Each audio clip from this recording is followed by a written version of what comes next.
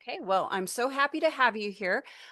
This is our webinar for August of 2026, and we are going to go ahead and jump right in and give you guys some tools, some tips, and strategies to tackle the fort. My name is Emily Muccianti. I am a mentor teacher, reading specialist, uh, you name it, I've done it in my 30 plus years of education. I have supported new teachers for about the last decade, specifically with their reading competency exams. And so this is just another way that I like to help support our next generation of teachers. So what we're going to cover today is a little bit about me, a little bit of my experience, just so that you understand where I'm coming from and why the things that I share with you today are going to be some things that you're going to want to really tap into. We'll talk about who I help and serve with my course. We'll also cover the Fort 890 content overview. We'll talk about the sub-area competencies, the different specifications. And then if you're interested into the specifics of how my asynchronous course Fort Prep 101 can help you with that. So as I said, my name is Emily Muccianti. I am a 30 plus year educator. I'm about 90% retired now.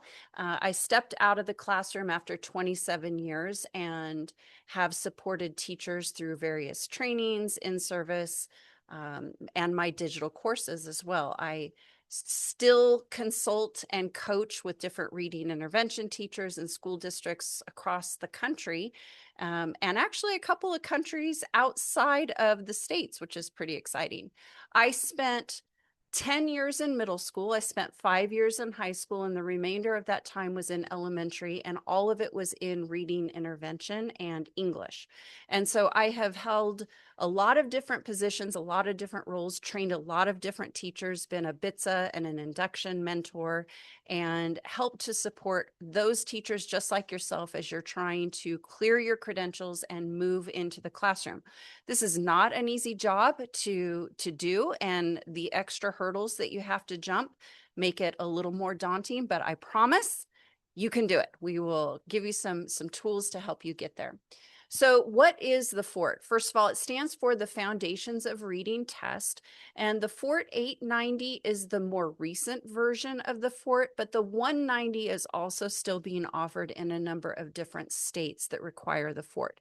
It's just really a coding difference. There's no real huge difference in the actual versions of the test. So everything that I talk about today will be specific to both of those versions. Now, this exam really does focus on the science of reading and structured literacy.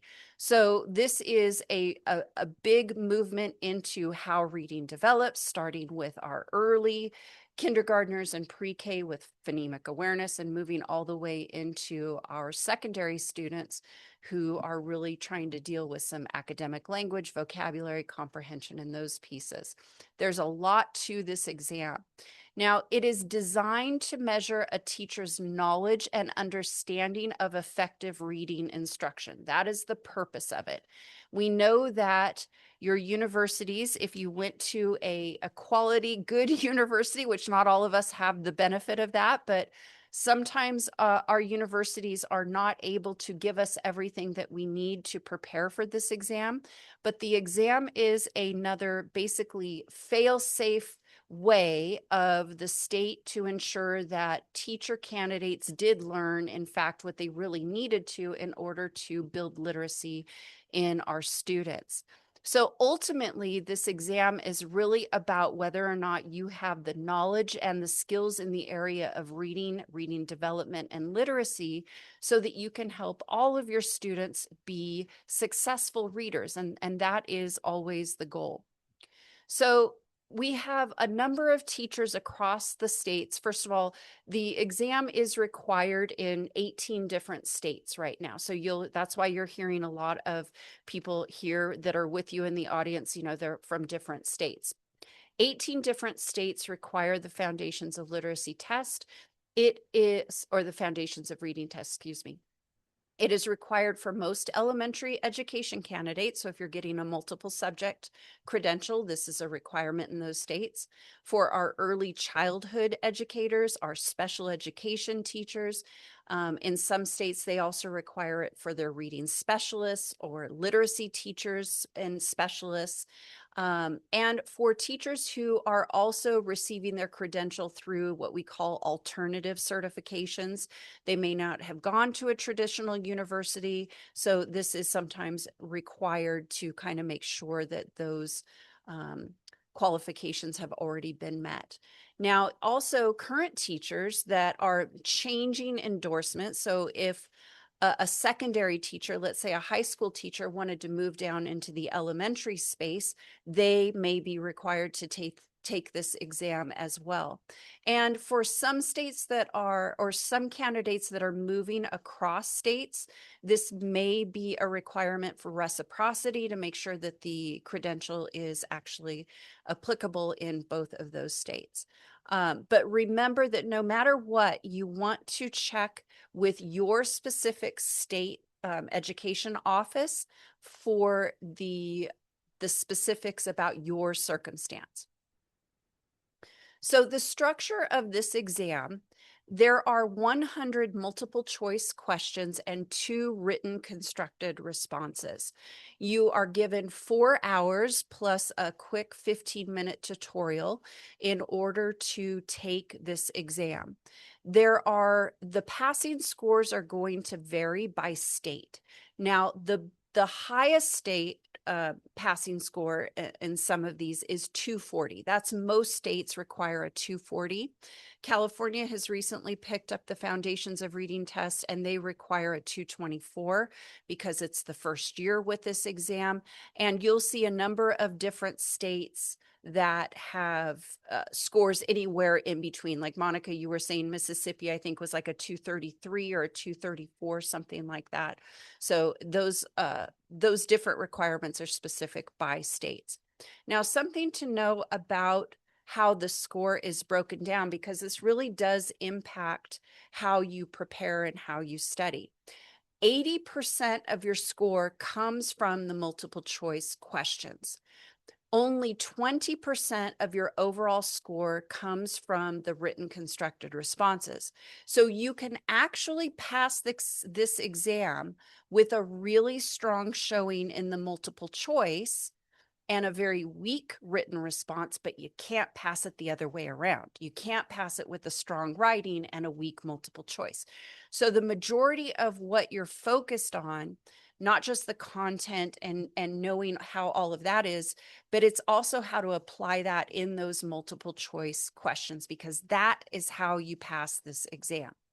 Now, across state lines, the cost will vary, but again, most of them are around the $139 to register for this exam. And that would be each time you take it, which is another reason that we want you to be very well prepared so you only take it once, because it costs you money each time you have to retake this exam. So this exam is broken into different sub areas. There are 4 different sub areas, and different weights of the exam are applied to those sub areas. So sub area number 1 is all about the foundations of reading development. This is really everything related to word recognition, phonemic and phonological awareness, oral reading fluency, that sort of thing. And this is the majority of your exam questions will come from sub area number 1. So that's 35% of your score, or if you're testing questions. The second sub area is on reading comprehension. So this is going to really discuss language comprehension, reading comprehension, vocabulary, academic language. That will be 27% of the questions and your score, excuse me. The third sub area is the assessment and instruction. So this is all about how do I plan for reading instruction? How do I use assessment to guide my instruction? How do I determine what a student is struggling with using the analysis of different reading assessment?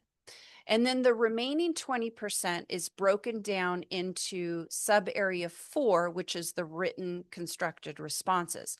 And so the content does not change here. We're not adding new content. We're just adding the way it is assessed. So we go back to one of those constructed responses, focusing on the foundation of reading development. The other constructed response will focus on that reading comprehension. So again, it's really about the application of sub areas 1 and 2 rather than giving you just more content to learn here. So we start with the big picture.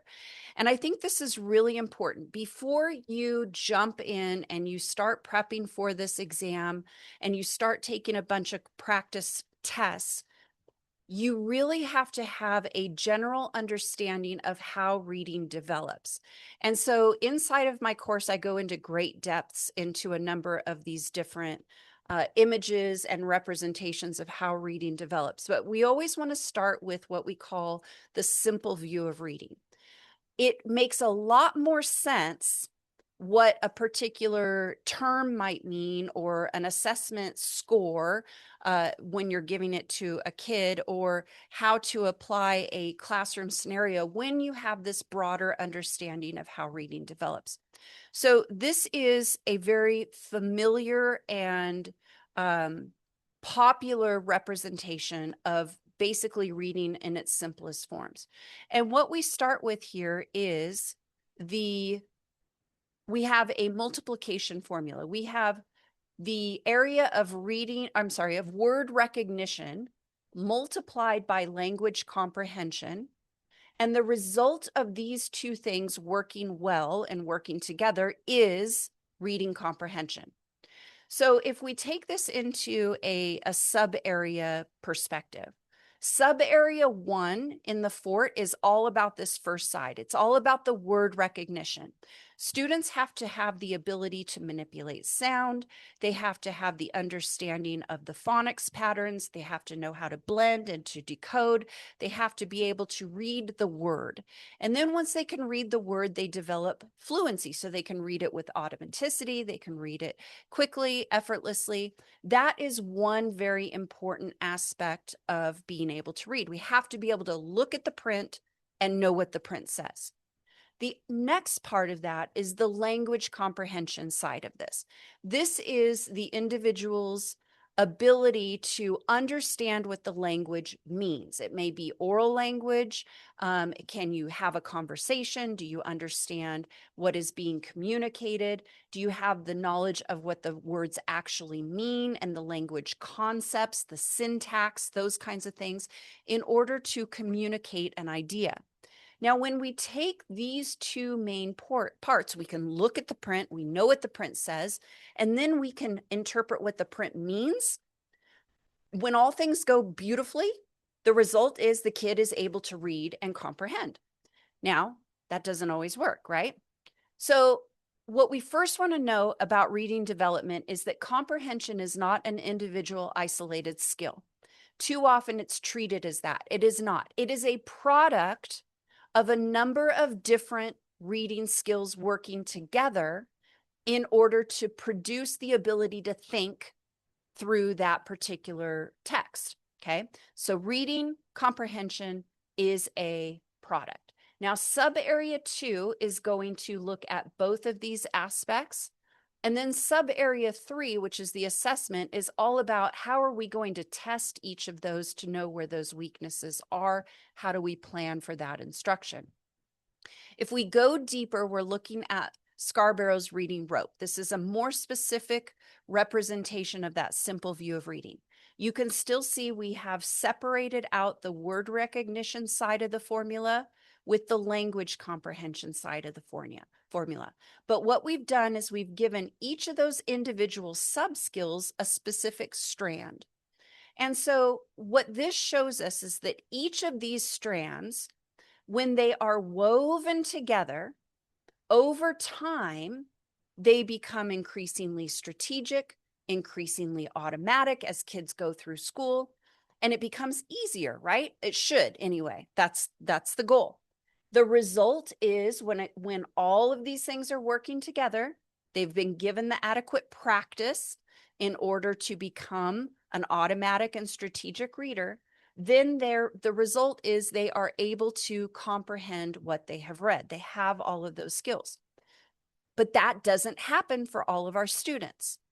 Depending on your school, you know that there is a great, vast number of your kids that, yeah, I got sixth graders, they're nowhere near being a skilled reader, right? So what we have to know as educators, and this is where it's important to understand why the exam is here, we have to understand that if a kid is not comprehending, we don't just throw more comprehension questions at them. We don't just give them more comprehension strategies. We have to be knowledgeable and discernible educators that uses assessment to go back and figure out where the problem is. Because when I can find which one of these strands got all screwed up and I can smooth it out, I can help that pathway. But that's something that a lot of teachers miss, that really important piece. So we always start there. So if you take nothing back with you, I really hope you have a more of a broader understanding of how this all works, and you can apply that to your studies. Now let's look specifically at the different sub areas. Now inside of my course, we cover, there are different modules, there are different lessons, video lessons on each one of these things. And I go into great depth in order to teach you what these are, how it applies into the classroom, how you can teach it, what it looks like, all of those things. For today's purpose, what I'm going to do is tell you what's in there. There's not going to be any real teaching of that stuff here, but this is the stuff that you need to know. So sub area 1 is really about that word recognition side of the formula. You must have a really firm understanding of what phonological and phonemic awareness is and what is the difference between the two. We start with very young children in these areas. We talk about the concepts of print, the alphabetic principle, what those are, how that applies to word decoding. Then as kids get older, we start applying phonics skills. We get into word analysis and decoding so that kids are able to read bigger and more complex words. And we also talk about the relationship between oral language and written language, because this is an area that the fort really does want you to see how it's not just print related. There is a lot of oral language here that we need to support and help develop in our students. Sub area 2 goes into the reading comprehension. So we are looking at specifically vocabulary development, comprehension strategies for both literary and informational text, and how to help our students develop academic language so that they elevate the words and the vocabulary that they are using in both their reading and their writing. And in this particular sub area, the fort wants you to have a firm understanding of how to support diverse learners. And one of those being English learners. So when you have students who are either multilingual learners or English learners, this is where you're going to see a great deal of questions related to those students specifically would be in sub area number 2. Sub area 3 is about both formal and informal reading assessments. It's also about how you interpret those assessments and use the data in order to guide instruction. There will be questions related to, here's an example of a student's test scores, here's their running record, here's their oral reading fluency, what would you do instructionally? And you'd have to know how to read that, interpret that, and then come up with a plan. Also covered in this sub area is how do we differentiate for our students? How do we scaffold our students? And there is a difference between what those two things are. All of those are intended to help meet the needs of the individual learner. We also talk about in this particular sub area, what do we do to support our students with reading difficulties. So you may have questions related to students in special education, students on IEPs and 504s, students that they're pronounced with or presenting with dyslexic types of tendencies. Those are all things that would be covered under subarea 3. Now, as I mentioned earlier, subarea 4 is not new content. It's taking the same content and giving you an opportunity to present it in writing. So it's more of the application and the analysis of all of that other content that you have learned. So there will be 2 prompts. The first prompt will be something like this: prepare an organized, developed analysis on a topic related to the development of foundational reading skills. So that one's going to cover subarea 1. Or something like this: prepare an organized and developed analysis on a topic related to the development of reading comprehension. Now, the way these are presented can vary. It would depend on the version of the exam that you get. Sometimes you'll be given a set of assessment data that you will have to read, interpret, and then give an instructional plan for. Sometimes you'll be given kind of a narrative account of an interaction that a teacher would have with a student, and you would have to kind of filter through that to determine what the student's strengths are, what the student's needs are, and what you would do instructionally. So either way, you are doing an analysis of that particular prompt, and then you are applying your knowledge of reading instruction so that you can show that you have a plan for how to attack that particular issue. So this is on practical application. It's not just answering, what does this word mean or this term mean? It is not theory. It is, what does this really look like in the classroom? And you can learn very clear and easy ways to strengthen this particular writing so that you get right down to what you need to get to score the highest. Both of these prompts are expected to be a minimum of 150 words and up to 300 words. Now, my advice to you, when you are doing any kind of a writing that has a word count and you're being scored on it, you always want to try to get to that maximum word count rather than the minimum. If you're on the minimum, then you don't have a lot to say, and that's kind of a red flag. So you do want to try to push yourself to really try to get to that bigger end of that number. So some of the logistics. You can register through your state's, whatever their teacher credentialing website is, or you can go through the National Evaluation Series. The NES website is where all of the teacher credentialing sites per state are going to link you to. This exam is offered year-round. A lot of teachers try to plan it around their vacations. We have a lot of summer testing, a lot of Christmas and Thanksgiving break, that sort of thing. But you are able to take it year round. And there are 2 options for you. You can go and take it at a testing center. It's probably a Pearson testing center. And that is one way to take the exam. The other is you can do a home online proctoring. Now, if you choose to consider the home online proctoring, there are a number of things that you would really want to be aware of before you did that. I've heard some horror stories about people that have opted for that. And then, for example, somebody's kid ran in while they were doing, had a question, and the test taker turned and they shut the person out, locked him out, said, "You're done." So there's a lot of high security when you're taking it at home. So please know what you're in for under those circumstances. The cost, again, is going to vary by state. When you take the exam, if you do not pass, there is a 45-day retake policy in most states. That might vary just a little bit by state, but there is always a retake policy. And why they do that, because there are different versions of the exam. So they don't want you coming in, taking one exam, going back to test 2 weeks and taking the exact same exam. So they're waiting for those exams to cycle through about every 6 weeks or so.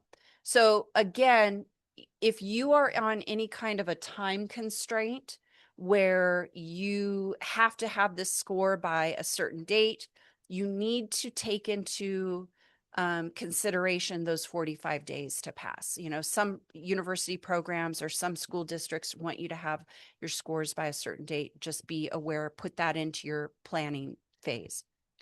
There are also alternative testing arrangements, which can give some test takers extended time. So for example, if English is not your primary language, if you have a documented health concern that a doctor would sign off on, there could be reasons for them to give you more than those 4 areas. And the NES website does have links to different practice tests and that sort of thing that you are welcome to use as well. But what I'd like to do is show you, what does an actual test score look like? And this may vary a little bit by state, but generally speaking, your scores are going to come in 3 sections, right? It will get emailed to you. Here is that first page. And you can see this is one of my students who took and passed the exam last year. So it will tell you what the national benchmark score is. Here it was 240. This student scored 289. She did an incredible job. The passing standard in North Carolina was 233. So she passed. She did an amazing job. So this will tell you, did you pass? Did you not? That's the first part of it. The second part of this is really important to look at, especially if you don't pass, because you need to know where your areas of weakness are so that you can focus on what you need to do. So this is going to be the multiple choice breakdown based on those different sub areas and objectives or competencies, so that you know exactly where your weakness is. Again, this student in sub area 1, she had, you could see in sub area 1, this young lady had a perfect score. Crazy, right? Like so impressed with her. She worked really hard. She was back and forth with me, asking about different questions to clarify. It was beautiful. Her second sub area, she missed 1 on that promoting academic language development. And on the sub area 3, she just missed 1 in the assessing reading development. So again, she was going to pass right here just with this score. She would not have even needed her constructed responses. Now here is the third and final part of your test score, is the constructed response breakdown. And so here are her 2 writing prompts, from sub area 1 and sub area 2. So she had a 6 out of 8. So this was her weakest area, was her writing. This is only 20% of her score. She still did great. She still passed the exam. But I like to show this because a lot of people get very concerned about their writing. We always get a little hesitant or a little, nervous. It's a little more invasive when they're looking at our writing. What I want you to know is that it doesn't count as much as we think. That doesn't mean we're not supposed to do our best. We absolutely need as much of that 20% of our score as possible, because the multiple choice, as you know, if you've taken it, is incredibly difficult. So you want to pick up as many of those points as you can. So what I'd like to talk to you about a little bit is, how do I come in and help teachers? What do I do? Who do I help? Who is this course designed for? So really, this is meant, I wrote this course, it is just me, myself, and I. I do not have any staffing or employees or anything. It is literally just me and my dog, Jack, who's right down here. He is my partner in crime. Usually tells me when it's time for a break or he needs a treat, But this course is really designed for new and aspiring teachers that are prepping for this exam, but you just don't know where to start. You need a clear and structured plan instead of trying to filter through everything that they give you and know what to do. There's a lot there. So what I've done is broken it all down, made a very linear step-by-step program to help you do that. This is also for those that feel very overwhelmed by the science of reading content or all connecting all of those different concepts to really make them make sense. And it's for teachers that have from a variety of different backgrounds. Special education teachers are usually the teachers that struggle the most on this exam. I have been doing this for about a decade, and it's my SPED teachers. And let me tell you this, it's not your fault. My SPED teachers are going through programs, getting master degrees that go into a great deal about the legalities of special ed or the IEP process. And there is very, very little of actually how to teach a kid to read, which is ironic because our special ed teachers are dealing with some of the most struggling readers. So it is not our SPED teachers' fault when your program fails you. And they are universally the ones that come back to me that are like, man, I learned more in this course than I did in my program at my university. This is also who want more than just test prep. This is professional development. I will teach you to be a good reading teacher. That's what I do. And as a result of that, you will pass the exam. So this is really, the course is completely asynchronous. If you were to purchase the course and you wanted to become a member, you would have access to the full all 4 sub areas with all of the video lessons, all of the constructed response information. This individual coaching is available to my VIP members who want to work a little more closely with me. It's a very visual and interactive course. It is not just, yeah, you need to do this, go find it on your own, go find it on your own. No, no, no. It's very interactive. It's very visual. I show you images. I link to different video clips that we talk through different demonstrations of what all of these things are. There is a mobile app that is also available so that you can access your course through all of your different devices and it will all sync. There is unlimited access to you as long as your membership is active. I have 2 one-year memberships and I have a monthly option also that I'll show you. So those are different pricing options depending on what fits your budget. Now, my web host is here. This is Kajabi. Kajabi is the place where all of my courses are housed. So if you were to get to the mobile app, you would go to your app store or the Google Play Store and you would type in Kajabi. You would look for that little black icon, and that's how you could log in outside of your computer or desktop. This is the home screen on my course. I just love it because these are all, this is a screenshot from my live session when I was prepping for the reading instruction competency exam, the RICA in California. These are all former students of mine that have passed the exam.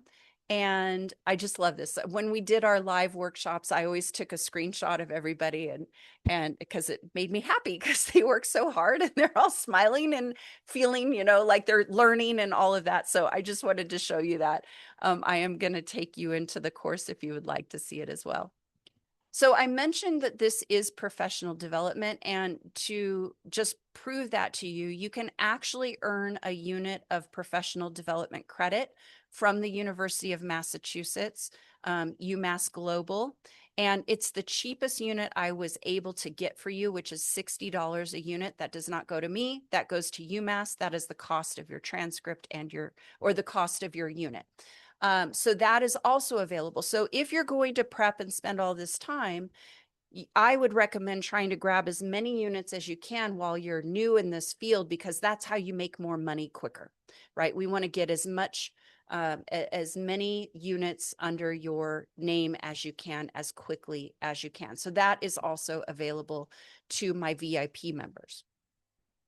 So But I want to tell you, I'm a reading specialist. I have worked with some of the most struggling kids in my career. I have made the most amazing relationships with parents and former students. I've been to former students' weddings and things like this because I was just so invested in their growth and their development. And I want you to know that this is really more than just passing a test. You all got into teaching because you wanted to make a difference, right? You had a reason. You had a teacher, you had a student, a kid, your own kid. You have a reason for you to want to be that teacher that your kid is never going to forget, that your students will never forget. So this is really about helping you become that teacher, because one of the most sad facts in our profession is that half of new teachers leave the profession within 5 years. Half. After all the time, all the sweat, all the tears, all the money, they decide they can't handle it. And a lot of the reason for that is because they weren't given the tools to do the job well. Now, there's a lot of things outside of our control, right? We all know that. We've got the bureaucracies, we've got the politics, we've got the parents, we've got challenges with behavior, we've got lots of things. But really, when we are equipped to handle that, we can do a great job. So this is really professional development to help you be the teacher that you want. You will walk away with the structured literacy and science of reading knowledge that you will need both in the classroom and to pass the exam. I take you through real classroom realities. How is this applied in your classroom? You will have things that you can actually take and use in your class tomorrow. It's not just theory. There are instructional practices that are actually going to help your kids learn and that you can apply in the exam. So you're going to walk away with a really firm foundation in how to teach kids to read. So I like to say the course was built for the teacher you're becoming, not just the test that you are preparing to take. Because if you can change your mindset about this, I can't tell you how many teachers I have to talk off of a cliff. They come in, they're ticked off. They've got another hurdle to do. Why do I have to do this when I already did X, Y, and Z, right? I get it. I've been there. We all, back in the 90s when I was getting my credential, we had our hurdles as well.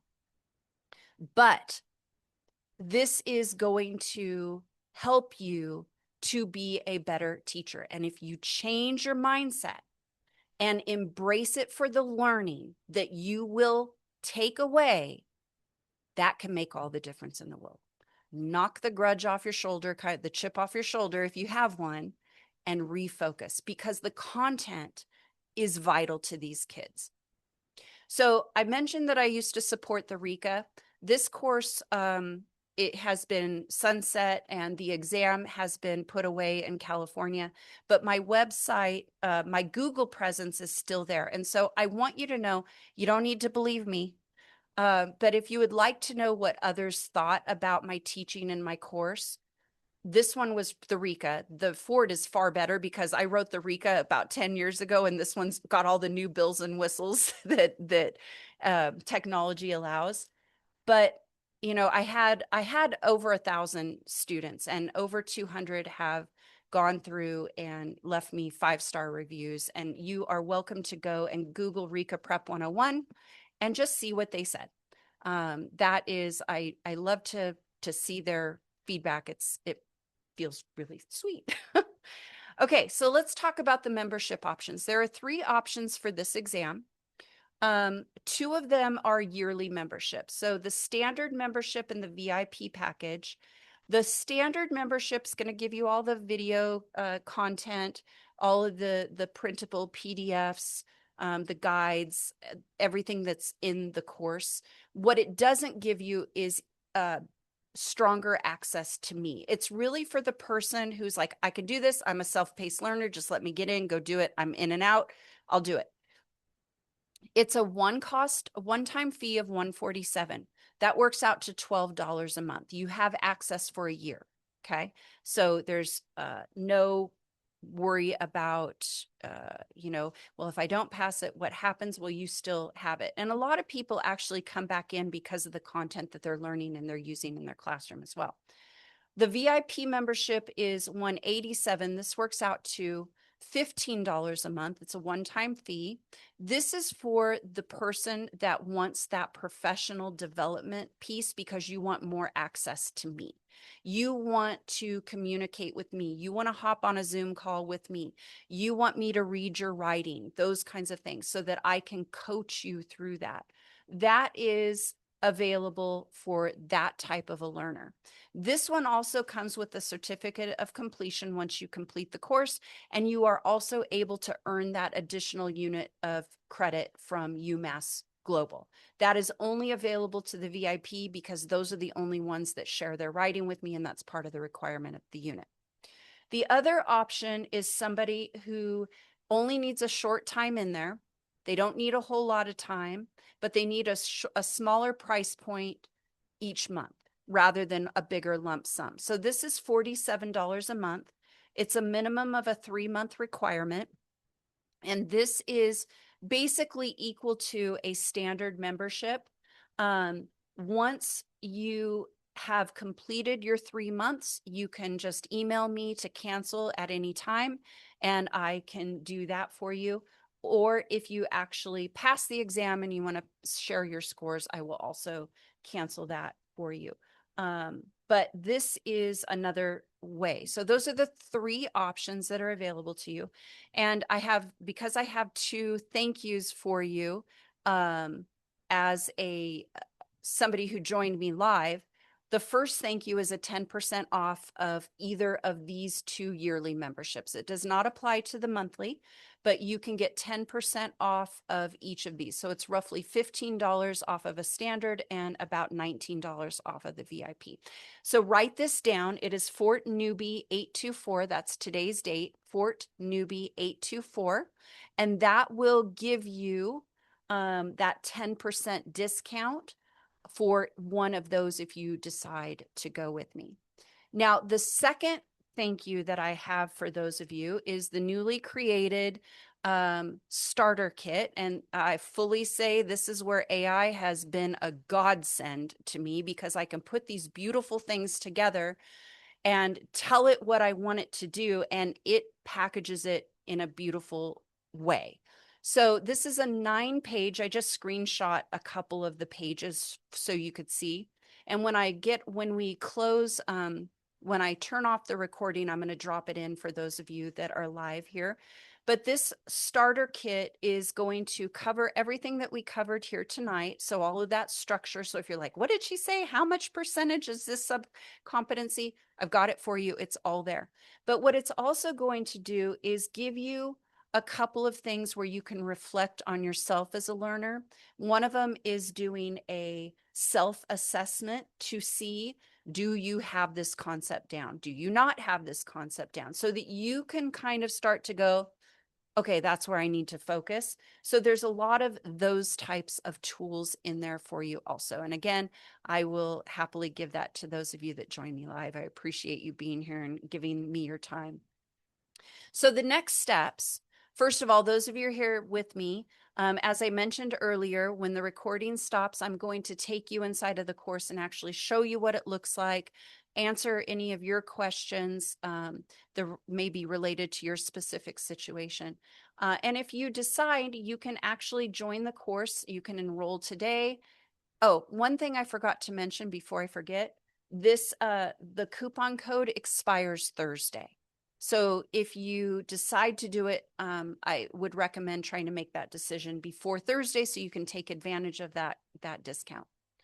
So the moment that you enroll, you have access to the course. You would create a password, and you can use the mobile app to sync all of your devices, and everything's beautiful. It is at my website, my main website, emilymuccianti.com. That's where all of my courses. I also have courses for reading intervention teachers for both elementary and middle school for those who are working in that field. And there will be more short courses coming up related to science of the reading because I just finished writing a bunch of them today. So that is where you would want to go, emilymuccianti.com. So I just really appreciate you being here. Thank you for being here. You can follow me on YouTube. I'm not very active on Instagram, quite honestly. The place I'm most active is on our Facebook group. It is under the same name, Fort Prep 101. If you are not a member of that, that's where I put a lot of my announcements or different cheat sheets and those kinds of things to help you. And please, please write my email down, readingdiva06@gmail.com. You are, I happily welcome questions, anything that you need. You know, I'm a teacher by heart, so you guys are my new kids. I get to do this and I love it. So I'm here if you need me. And that will conclude the recording part. So I'm going to go ahead and turn that off and then talk to those of you that are here. Thanks again.